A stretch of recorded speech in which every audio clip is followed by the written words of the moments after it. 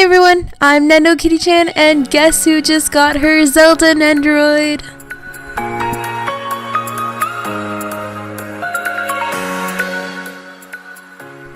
I was so ecstatic when I saw they were finally making not just any figure of her, but a Nendoroid version of her.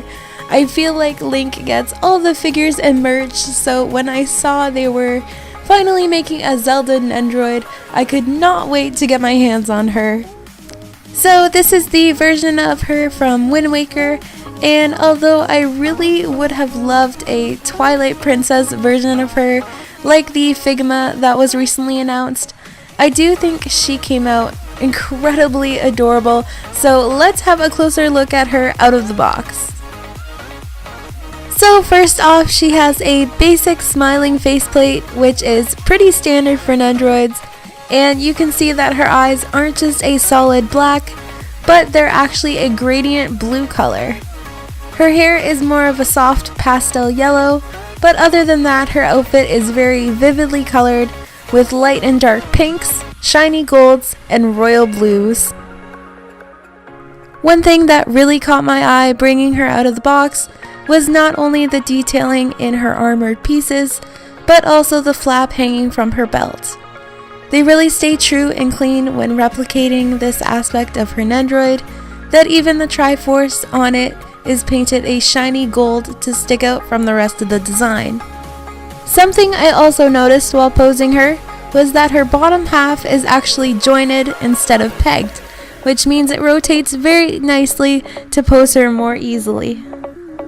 For her next pose, I put in her winking faceplate and used a couple of her other arms to place her hands on her hips. Though she does come with 6 extra arm pieces, so you can play around with the combinations and really get creative. One of which also includes the Triforce on the back of her hand, just like in the game. Personally, this is my favorite of her poses as well. She just looks so innocent and precious, and when I see her Nendoroid, I feel as if this is the perfect pose to display her in. Though Zelda has come with some pretty gentle poses so far, it's time to put on her combative faceplate to help Link fight the evil Ganondorf. To do this, she's come with her bow and light arrow to recreate a perfect battle scene. Zelda's bow opens up from the middle to easily place into her hand, while there is also a peg on the back of the light arrow that fits into a hole on her opposite hand to display this pose.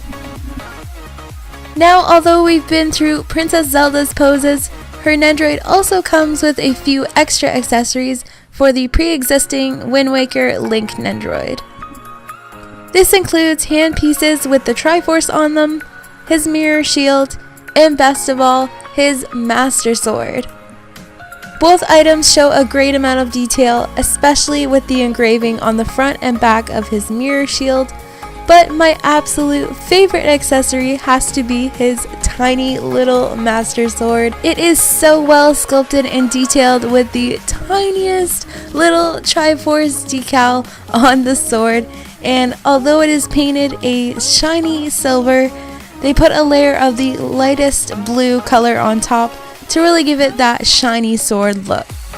Overall, I'm quite pleased with this Nendoroid. She is so adorable and fun to pose, especially alongside Link. She comes with a fair amount of accessories, including ones that can be shared and matched with his, and I love when Nendoroids can be paired up like that. It definitely makes for more dynamic and creative posing. I'm also just very happy about actually having Princess Zelda merch, and now that they see our interest in her as well, maybe they'll produce more things with her in mind. So that concludes my review for the Zelda Nendoroid. I hope you enjoyed, and if you did, don't forget to like and subscribe if you haven't already.